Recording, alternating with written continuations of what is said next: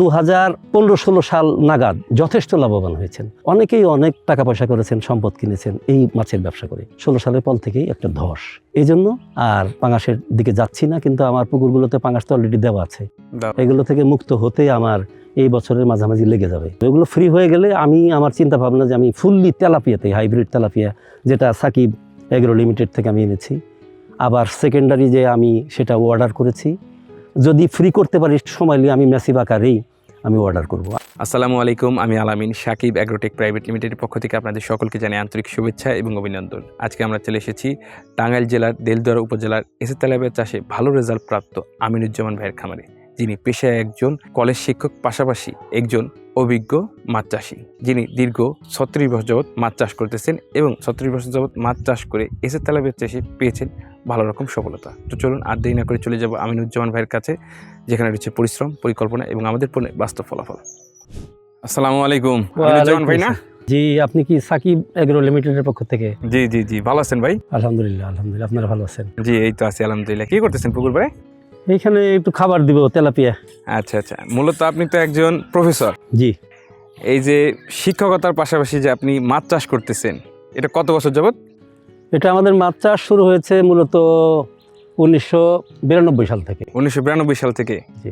আচ্ছা, এই যে চাকরির পাশাপাশি মানে শিক্ষকতার পাশাপাশি এই যে কীভাবে আপনি মাছ চাষ করতেছেন এবং মাছ চাষে আপনি কেমন রেজাল্ট পাচ্ছেন, কিভাবে চাষ করতেছেন, এই সম্পর্কে একটু জানবো। সময় দেওয়া যাবে ভাই?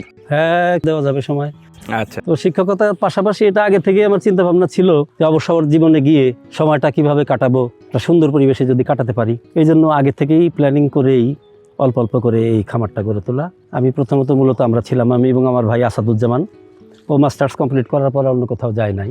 আচ্ছা। এই মাছ ব্যবসার সাথে জড়িত হয়েছে, চাষাবাদের সাথে। আচ্ছা। সে থেকে করা মূলত চাষটা ওই করে, আমি একটু গাইডলাইন দিই, সাথে সহযোগিতা করি। আচ্ছা। এই ভালো আছেন ভাই আপনি? আলহামদুলিল্লাহ। যাক, আলহামদুলিল্লাহ, ভালো থাকলে ভালো। তো আসেন একটু বসে কথা বলি। জি, চলেন। আচ্ছা, তো আমিনুজ্জামান ভাই, আপনাকে প্রথমেই ধন্যবাদ জানাই, আপনি আপনার মূল্যবান সময় আমাদেরকে দিয়েছেন। ভালো আছেন ভাই? আলহামদুলিল্লাহ, আপনাকেও অজস্র ধন্যবাদ। সাকিব এগ্রো লিমিটেডের পক্ষ থেকে এসছেন, যারা সারা বাংলাদেশ ব্যাপী এই মাছের কালচারের উপর দারুণভাবে কাজ করছেন এবং বেকার যুবকদের কর্মসংস্থানের একটা বিশাল তারা দ্বার উন্মোচন করেছেন। এই জন্য শুধু আপনাকে নয়, এই সাকিব এগ্রো লিমিটেডকেও আমার পক্ষ থেকে ধন্যবাদ এবং অভিনন্দন। আচ্ছা ভাই, আমরা তো বর্তমানে আপনার প্রজেক্টে আছি। জি। এই পুকুরটু সহ আপনার মোট কতটি পুকুর আছে? আমার মোট পুকুর 4টা। নিজেরই 4টা? নিজেরই 4টা। এগুলো মোট কত শতাংশের হবে? 2.5 একরের একটু বেশি। বর্তমানে কি কি মাছ আছে এই পুকুরগুলোতে? 2টা পুকুরে আছে আপনার পাঙাশ, আর 2টো পুকুরে আছে তেলাপিয়া, যেটা সাকিব এগ্রো থেকেই আনা। আচ্ছা, আমরা যতটুকু জানি মূলত আপনি একজন প্রফেসর, তাই তো? জি। বর্তমানে আপনি রিটায়ার্ডে আসছেন। জি। এই যে প্রফেশনের পাশাপাশি আপনি মাছ চাষ করতেন, মাছ চাষ আপনি কত সাল থেকে করতেন?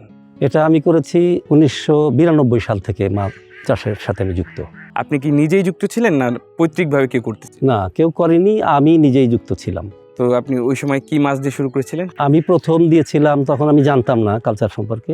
আশেপাশে যারা ওই জেলে ছিল, জেলে পরিবার কিছু আছে, তাদের সাথে পরামর্শ করে সিলভার, রুই, কাতলা এগুলোর চাষ করেছিলাম। এবং প্রথম যে বছর চাষ করি 92-তে, আমি অনেক বড় ক্ষতির সম্মুখীন হয়েছিলাম। আমি জানতাম না, ওরা প্রচুর মাছ দিয়েছিল, আমি ওভাবেই ছেড়েছিলাম, কিন্তু প্রোডাকশন তেমন আসেনি, আমি লস হয়েছিল। তারপরে কি কি মাছ করলেন একটু ধাপে ধাপে যদি বলতেন। এরপর যারা মাছ চাষ করেন তাদের সাথে আমি পার্সোনাল যোগাযোগ করেছি যে আমি লাভ করতে পারলাম না কেন। দেখলাম আমার ভুল ছিল, জানার অনেক ত্রুটি ছিল, তো কিছু কিছু জানতে শুরু করলাম এবং তারপরে আমি আস্তে আস্তে বছর 2 পরে পাঙাশ চাষে চলে আসলাম। তখন পাঙাশের চাষ বাজারেও দাম ভালো ছিল, খাবারের দাম কম ছিল এবং বেশ প্রায় 2015-16 সাল পর্যন্ত আমি খুব ভালোভাবে চাষ করেছি এবং প্রচুর লাভবান হয়েছি মাছ থেকে। তখন কি পাঙাশ চাষটা কি আপনার একক চাষ ছিল? একক ছিল না, আমি 2006-7 সাল থেকে হাইব্রিড তেলাপিয়া কিছু কিছু পাঙাশের সাথে চাষ করতাম এবং আমি ওই পাঙাশের সাথে তেলাপিয়া মিশ্র চাষ, এটাই প্রথম দক্ষিণ টাঙ্গাইলে আমি, এবং এজন্য আমি জেলা পর্যায়ে পরপর 2-3 বার আমি অ্যাওয়ার্ড পেয়েছি। আমার রেজাল্ট ভালো ছিল। এই যে আপনি পাঙাশের সাথে তেলাপিয়া মিশ্র চাষে দিয়েছেন, তো এইটা যে দিলেন, এটা দেওয়ার কেমন মানে বেনিফিট পেলেন, রেজাল্টটা কেমন ছিল? এটা কি তেলাপিয়াটা কি ডিম দিছিল? না, তেলাপিয়া 1 বছরে ডিম দেয় নাই, তো অল্প কিছু তেলাপিয়া আমি দিতাম, গ্রোথ ভালো আসতো। কিন্তু 2-3-4 বছর হওয়ার পরে আমি আর ওটা কন্ট্রোল করতে পারি নাই, পুকুরে ডিম থাকতো, প্রচুর তেলাপিয়া থাকতো, তখন বিরক্তিকর। তখন আবার এটা বাদ দিলাম যে ওইভাবে আর তেলাপিয়া এর সাথে করা যাবে না, পাঙাশ করলাম। কিন্তু ততদিনে পাঙাশ চাষে ব্যাপক ধস নেমেছে। খাবারের দাম বেশি, পাঙাশের দাম তুলনামূলক বাড়ে নাই। এ কারণের জন্য পাঙাশ লস হতে শুরু করলো। আর সে থেকেই চিন্তা ভাবনা যে আমার পুকুর আছে অনেকগুলো, তাছাড়া আমি একজন কলেজ শিক্ষক, আমি আমার ছেলেমেয়েদেরকে মোটিভেশন দিতাম। আর ওই শিক্ষকতা করাকালীন সময়ে অবসর জীবন আমি কি করব, এটার জন্য আমি এই পুকুরগুলো প্রস্তুত, বাগান বাড়ি প্রস্তুত, জমি জমা কেনা, এগুলো করে করে আগেই আমার একটা টার্গেট ছিল যে আমার অবসর জীবন যেন আমি বসে না কাটাই। আর তরুণ সমাজের যে বেকারত্ব, এটাকে দূর করতে গিয়ে কি কি পদক্ষেপ নেওয়া যেতে পারে, তা আমার মতো ক্ষুদ্র একজন মানুষ আমি ভাবলাম যে মাছ চাষে বাংলাদেশের যে মাটি ফার্টাইল, এখানে যে মিঠা পানি, প্রচুর সম্ভাবনা আছে, তাহলে এই সেক্টরটাকে একটু যত্ন করা দরকার। আমি তখন কিছু জানতাম না। এরপরেও করতে করতে শিখতে শিখতে এলাকার আমার যখন লাভবান হতাম, মাছ ধরতাম, ব্যাপক সারা পড়তে এলাকার লোকজন দেখতে আসতো আমি মাছ ধরছি, বড় বড় মাছ, পাঙাশ নতুন মাছ, হাইব্রিড তেলাপিয়া নতুন মাছ, এগুলো কি আবার। তারপরে সবাই আগ্রহ প্রকাশ করতো এবং তাদেরকে আমি অনেককে উৎসাহ দিয়েছি। যুব উন্নয়নের ট্রেনিংয়েও আমি পাঠিয়েছি, তারা ট্রেনিং করে এসছে এবং আমার এলাকায় এখন এই গ্রামে 150 উপরে পুকুর, এটা আমারই উদ্যোগে তারা করেছেন এবং তারা 2015-16 সাল নাগাদ যথেষ্ট লাভবান হয়েছেন। অনেকেই অনেক টাকা পয়সা করেছেন, সম্পদ কিনেছেন এই মাছের ব্যবসা করে। 16 সালের পর থেকেই একটা ধস, অর্থাৎ আমি চাষ করি কিন্তু লাভবান হতে পারি না, লস হয়। আচ্ছা, আমরা প্রান্তিক মানুষ, লস কতদিন টানা যায়। জি জি। এই জন্য আর পাঙাশের দিকে যাচ্ছি না, কিন্তু আমার পুকুরগুলোতে পাঙাশ তো অলরেডি দেওয়া আছে। এগুলো থেকে মুক্ত হতে আমার এই বছরের মাঝামাঝি লেগে যাবে। এগুলো ফ্রি হয়ে গেলে আমি আমার চিন্তা ভাবনা যে আমি ফুললি তেলাপিয়াতে, হাইব্রিড তেলাপিয়া যেটা সাকিব এগ্রো লিমিটেড থেকে আমি এনেছি, আবার সেকেন্ডারি যে আমি সেটা অর্ডার করেছি, যদি ফ্রি করতে পারি সময় নিয়ে আমি ম্যাসিভ আকারেই আমি অর্ডার করব। আমার কাছে অনেকেই চেয়েছে যে আমাদেরকে পোনাগুলো দেন। 2026 সালের এসে তেলাপিয়া পোনার দাম নির্ধারণ করা হয়েছে প্রতি পিস 1 টাকা 45 পয়সা করে। তাহলে আর দেরি কেন, আজই এসে তেলাপিয়া পোনার অর্ডার করুন এবং প্রায় 0% মৃত্যু হারে পোনা ডেলিভারি গ্রহণ করুন। অর্থাৎ আপনি 2016 সাল পর্যন্ত তেলাপিয়া এবং পাঙাশের মিশ্র চাষ করছেন এবং ভালো পরিমাণে লাভবান হচ্ছেন। জি। 2016 পরে আপনি পাঙাশের লাভবান হতে পারছেন না, পারছি না। এটার মূল কারণটা কি? কি কারণে হতে পারছেন না যদি? মূল কারণ হলো হাইব্রিড পাঙাশের পোনার দুষ্প্রাপ্যতা। ওই দালালের মাধ্যমে পোনা আনি, সেগুলো হাইব্রিড বলে, থাই পাঙাশ বলে, অ্যাকচুয়ালি হাইব্রিড না। যেগুলো এখানে চাষ করতে করতে লোকাল হয়ে গেছে, একটু বড় হয়ে গেছে, ওগুলার ডিম থেকেই তারা করে পোনা, যার জন্য সেখানে পোনার ক্ষেত্রে একটা সমস্যা। 1, 2 নাম্বার হলো আমাদের যে খাবারের দাম ছিল, এখন খাবারের দাম এমন বেশি হয়ে গেছে আকাশচুম্বী, সেই হিসেবে পাঙাশের দাম বাজারে বাড়েনি, সেখানে একটা সমস্যা। 3 নাম্বার সমস্যা হলো আমরা সরকারিভাবে যে পৃষ্ঠপোষকতা পাওয়ার কথা, আমরা কৃষকরা সমস্যায় পড়লে, পুকুরে মাছ মারা গেলে কিংবা পানির সমস্যা হলে বা নানাবিধ সমস্যা হলে সরকারি সহযোগিতা আমরা খুব কমই পেয়ে থাকি। শুধু যোগাযোগই করি, ওনারা শুধু আশ্বাসই দেন, কিন্তু ওনাদের আসলে প্র্যাকটিক্যালি যেটুকু আমরা পাওয়া দরকার ওটুকু পাই না। 4 নাম্বারে সবচেয়ে বড় একটা সমস্যা, উৎপাদন আমাদের যাই হোক হচ্ছে, কিন্তু উৎপাদিত এই মাছগুলো আমরা সঠিক মূল্যে বাজারজাত করতে পারছি না। এবং পাঙাশে এখন টোটালি সব অবস্থা মিলে সারা বাংলাদেশে, শুধু আমার এখানে না, সারা বাংলাদেশে এটা একটা লুজিং কনসার্ন। এখানে যেই চাষ করতে যাবে, যত নিবিড় পদ্ধতিতে করুক, আমি অন্তত বলতে পারি আমার অভিজ্ঞতা থেকে দীর্ঘদিনের, এখানে লস হবেই হবেই হবে। আচ্ছা, আপনাদের এলাকায় কি এখন বর্তমানে সবাই ওটাতেই আছে না কেউ বন্ধ করে? ম্যাক্সিমাম পুকুরগুলো এখন অনাবাদি, লস হয়েছে, তারা অন্য কোনো অল্টারনেট খুঁজে পায় নাই, এবং তারা ভয় পাচ্ছে যে আমার কোনটায় যাব, গিয়ে কি হবে। এই জন্য আমার কাছে অনেক চাষি এসে আমার সাথে পরামর্শ নিয়েছেন যে আপাতত থাকো, আমি নতুন একটা দিকে যাচ্ছি, সাকিব এগ্রোর মাধ্যমে ওনারা আমাদেরকে যথেষ্ট সহযোগিতা করেন, মাঝে মাঝে টেলিফোনে খোঁজখবর নেন, বরং আমি গাফেল, আমি ওনাদের সাথে টেলিফোন কম করি, ওনারা আমাকে যথেষ্ট সহযোগিতা করেন। যেমন আজকে আপনি আসছেন সরাসরি ফিল্ডে, আমার মতো একজন প্রান্তিক কৃষকের দরজায়, এটি অত্যন্ত বড় একটি সাপোর্ট, অত্যন্ত বড় একটি সামাজিক কাজ, মানবিক কাজ, এবং এই দেশকে উন্নয়নের জন্য সাকিবের এই যে উদ্যোগ, এটি অত্যন্ত ভালো একটি উদ্যোগ। আমি একজন শিক্ষক ছিলাম, আমি দেশের উন্নয়ন চাইতাম, জনগণের উন্নয়ন চাইতাম, সাকিব চাচ্ছে অন্য একটি অ্যাঙ্গেল থেকে, আমার ভালো লেগেছে। এই জন্য সবাইকে আমি বলেছি, আমি আশা করব আমি যদি মোটামুটি একটা লাভের মুখও দেখতে পারি, তাহলে এই সবগুলো কৃষক তাদের অনাবাদি পুকুরগুলো আবার চাষে আনবে এবং এই তেলাপিয়া, হাইব্রিড তেলাপিয়ার চাষে তারা আসবে, আমার বিশ্বাস।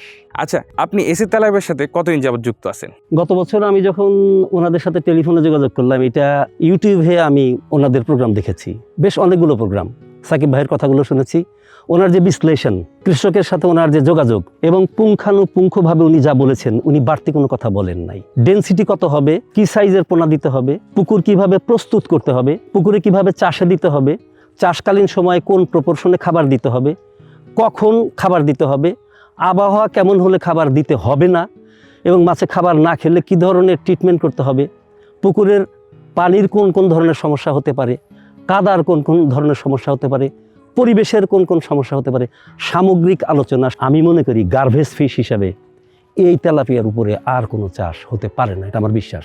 আমি যদিও তুলিনি, কিন্তু আমি যতটুকু দেখেছি দীর্ঘদিনের আমার দেখা থেকে, আমার অবজারভেশনে, যে এটা ভালো কিছু রেজাল্ট দেবে। এই যে সাকিব এগ্রোর এসে তেলাপিয়া এনে আপনি পুকুরে দিচ্ছেন, এটা শতাংশে কতগুলো করে দিচ্ছেন? 210টা সর্বোচ্চ। এই যে 210টা আপনি তেলাপিয়া দিচ্ছেন, এর পাশাপাশি কি আপনি পুকুরে অন্য কোনো মাছ দিয়ে রাখছেন? হ্যাঁ, দিয়ে রাখছি আমি রুই, সিলভার এবং কালীবাউস, শতাংশে 4টা। এই যে আপনি এসে তেলাপিয়ার পাশাপাশি শতাংশে বাংলা মাছ, এই যে কালীবাউস, তারপর সিলভার, তারপর রুই দিয়ে যে রাখছেন, এটা দেওয়ার ফলে এসে তেলাপিয়ার গ্রোথে কোনো সমস্যা হচ্ছে? আর এটা দেওয়ার কারণ কি?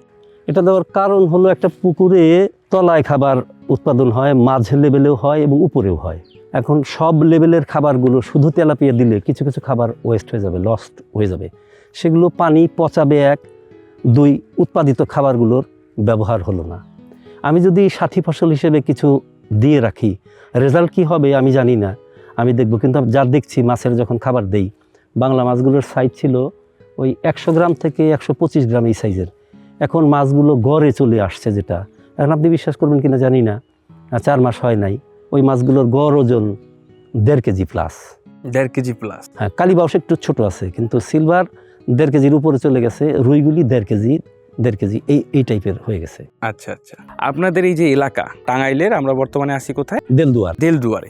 এই যে এই জায়গাটায় বা আপনাদের আশেপাশে যে মার্কেটটা আছে, এই মার্কেটটা কি বলে? আপনাদের এই জায়গার কয়টাই কেজি তেলাপিয়া চাহিদাটা বেশি? এইখানে সবচেয়ে বেশি চাহিদা 3টা 2টা, এগুলার চাহিদা সবচেয়ে বেশি। যেহেতু আপনি দীর্ঘদিন যাবৎ মাছ চাষের সাথে ছিলেন, জি, এবং নতুন পরীক্ষামূলক এসে তেলাপিয়া করতেছেন, এবং আপনি এইমাত্র আরও একটা কথা বললেন যে এসে তেলাপিয়ার বুকিং আপনি দিয়ে রাখছেন। জি, দিয়ে রাখছি। কেন দিয়ে রাখছেন? এটা তো পরীক্ষামূলক চলতেছে, ওটা দেওয়ার কারণটা কি? ওরা যে অবস্থায় আছে, যে গ্রোথটা হয়েছে, আমি খুব আশাবাদী। কারণ আমি যদি নতুন চাষি হতাম ভিন্ন কথা। আমি দীর্ঘ 1992 সাল থেকে, তার মানে 34 বছর শেষ হয়ে গেছে, মোটামুটি একটু শিখেছি। আমি এখনো ছাত্র, আরও শিখবো আশা করি। এখন সেই শেখার প্রেক্ষাপট থেকে আমার ধারণা, ওদের আমি যা দেখছি, আমার যেটা অবজারভেশন, এটা একটা ভালো রেজাল্ট দেবে। এবং আমি আশা করব আপনাদের সাথে আমার যোগাযোগ থাকবে। অন্যেরা, অভিজ্ঞ চাষিরা যেখানে 4 মাসে তেলাপিয়া 3টায় করে, ইনশাল্লাহ আমি 3 মাসেই করবো, ইনশাল্লাহ। সেটুকু চিন্তা ভাবনা আমার আছে, ওই পরিশ্রম করার ইচ্ছা আমার আছে। যদি 3 কেজি করে বিক্রি করেন, সেক্ষেত্রে যে কিনতেছে মানে ক্রেতা, জি, সে কিভাবে লাভবান হচ্ছেন, আর আপনি একজন চাষি হিসেবে কিভাবে লাভবান হচ্ছেন? এখন আমি আমার লাভটা আগে দেখব। ক্রেতা যেটা কিনবেন, তিনি তো দেখেই যাচাই করে কিনবেন, তিনি কিভাবে লাভবান হচ্ছেন সে ব্যাপারেও একটু বলবো। আমার লাভের যে বিষয়টা, আমি 4টায় বা 5টায় কেজি থাকতো মাছ খাবার, কিন্তু সে 1300 গ্রাম খেয়েই 1 কেজি হবে, যেটা আমি জেনেছি, এবং আমার ধারণাও সেটাই হবে। তাহলে 1 কেজি মাছ উৎপাদন করতে আমি 1200 গ্রাম বা 1300 গ্রাম খাবার খরচ করলাম, খাবার কস্ট কিন্তু আমার সেম। যদি 4টায় বা 5টায় কেজি হয়, সেখানে মাছের দাম আমি 120-25 টাকা পাইকারি পাবো, তার বেশি পাবো না। আর যখন আমি 3টায় কেজি করবো, তখন 150 টাকা মিনিমাম আমি পাবো। তাহলে 1 কেজি খাবারে আমার এখানে আসলো 130 টাকা, আর ওই 1 কেজি খাবারে আসলো 150 টাকা। প্রতি কেজি খাবারের জন্য আমার 20 টাকা প্লাস হচ্ছে।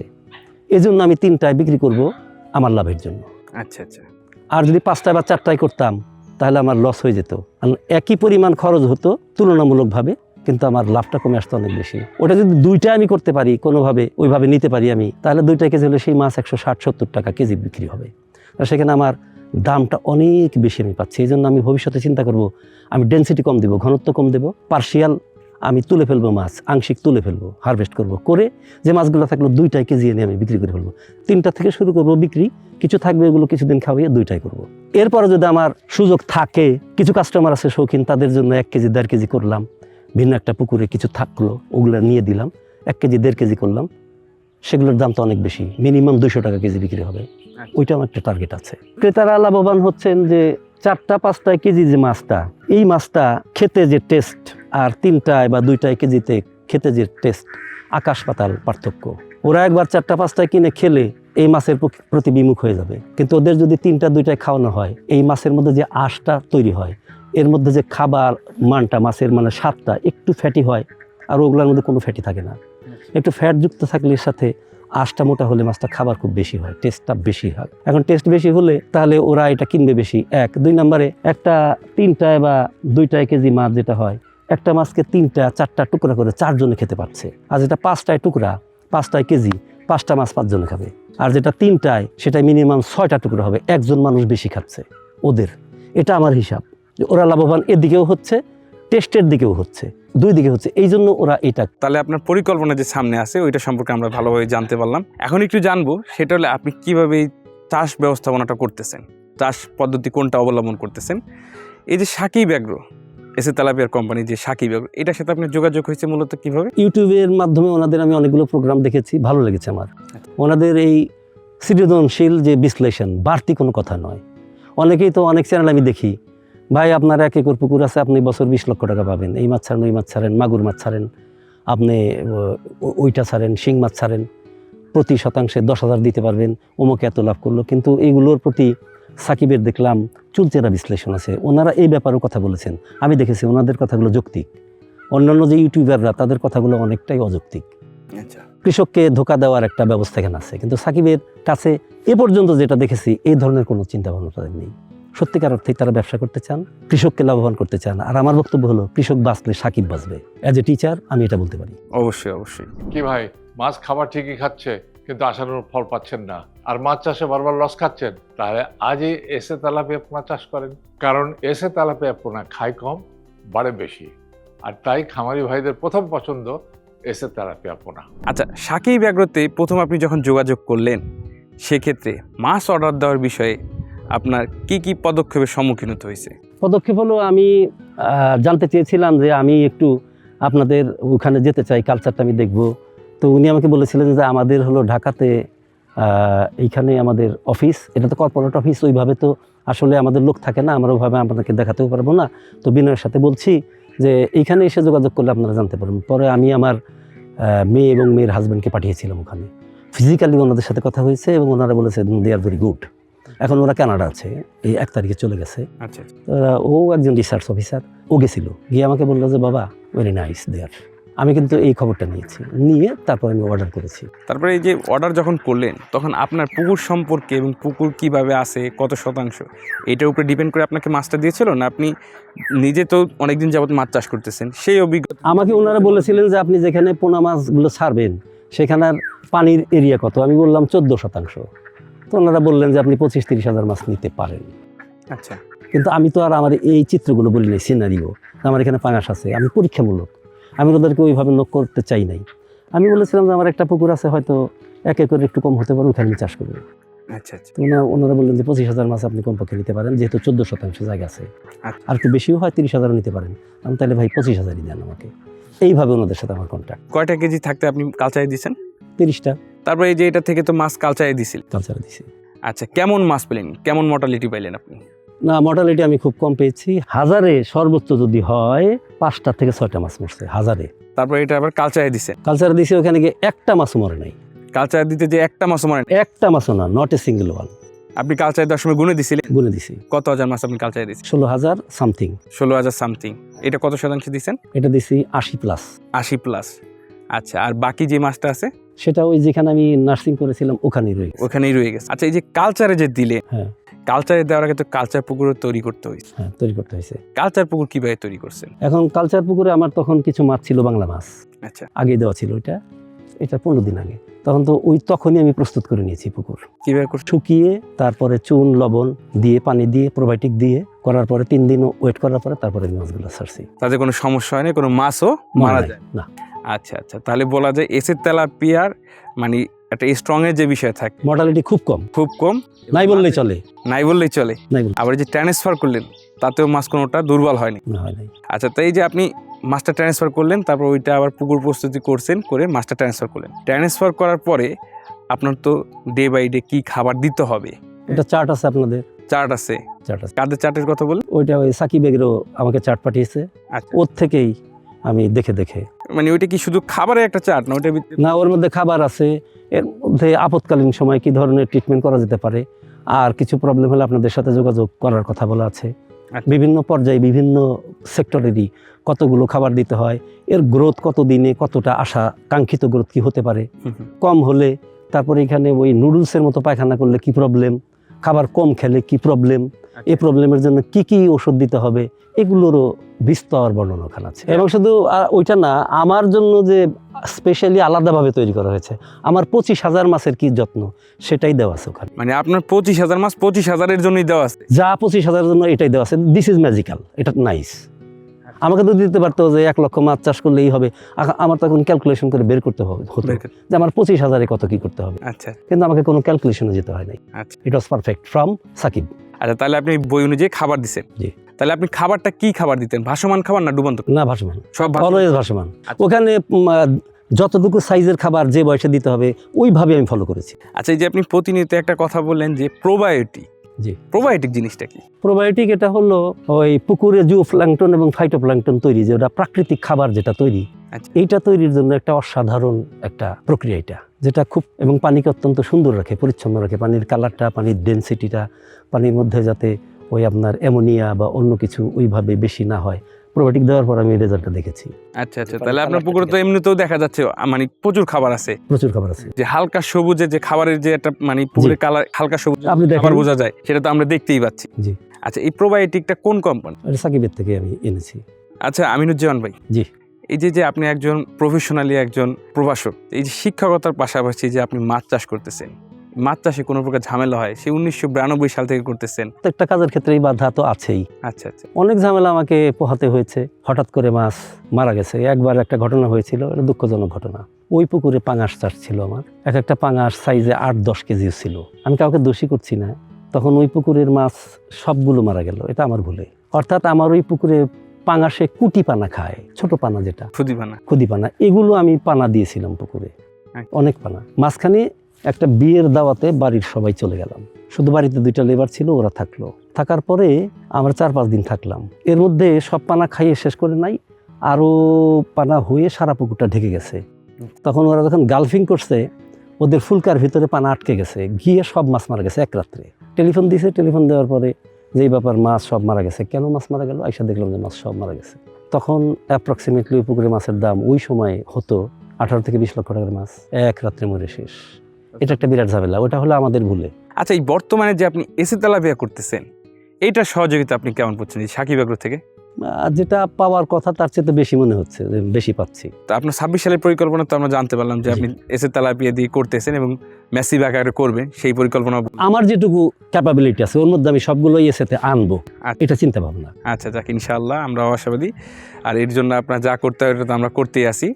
আপনার মতে মাছ চাষে কোন মাছটা দিয়ে চাষ করলে সবচেয়ে সহজ বেশি হবে? সহজ বেশি হয়, আমার সারা জীবনের যে অভিজ্ঞতা, তাতে আমি মনে করি খুব সহজ পদ্ধতিতে এই হাইব্রিড তেলাপিয়া, সাকিব এগ্রো লিমিটেডের যে হাইব্রিড তেলাপিয়া, এসে তেলাপিয়া, এই তেলাপিয়া দিয়ে চাষ করলে সবচেয়ে ইজি হয়। লাভের মাত্রাটা কনফার্ম, কম বেশি যাই হোক, এটা কনফার্ম, একটা প্রফিট আসবেই ইনশাল্লাহ, আশা করা যায়। অন্য মাছের ক্ষেত্রে ঝুঁকি আছে, অনেক ঝুঁকি আছে। আচ্ছা, তাহলে অন্য মাছের ক্ষেত্রে ঝুঁকি আছে। এটার 3টা সুবিধা। এটা হলো এটা পরিবহনের সুবিধা, এটার পোনা পাওয়া যায় ভালো মানের, এটা একটা সুবিধা। পোনার দামও আয়ত্তের ভেতরে আছে।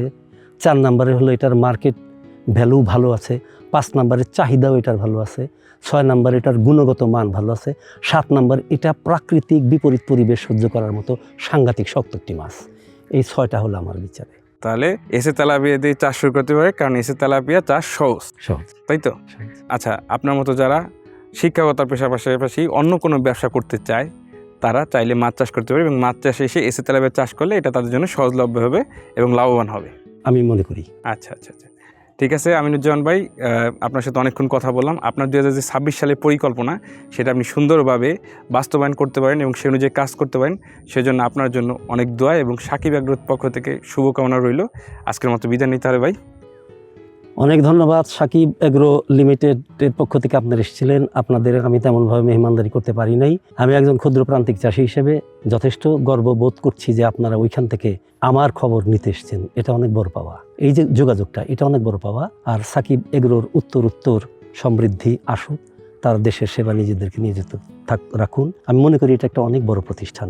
এই এগ্রো যদি, এই এসে তেলাপিয়া এগুলো সরকারের সাথে যোগাযোগ করে বাইরে রপ্তানি করার প্রক্রিয়াজাত করে যদি একটা সিস্টেম তৈরি করতে পারে, আজকে না, চেষ্টায় থাকলে অন্তত হতে পারে, তাহলে এখান থেকে বাংলাদেশ অনেক বড় বেনিফিট নিতে পারবে। আচ্ছা, এবং সেই প্রক্রিয়াজাত করে যদি দেওয়া হয় তাহলে সাকিব আরও ম্যাসিভ কিছু এদেশে করতে পারবে। আর সেই সাথে সর্বশেষ অনেক অনেক অনেক অনেক ধন্যবাদ। ধন্যবাদ।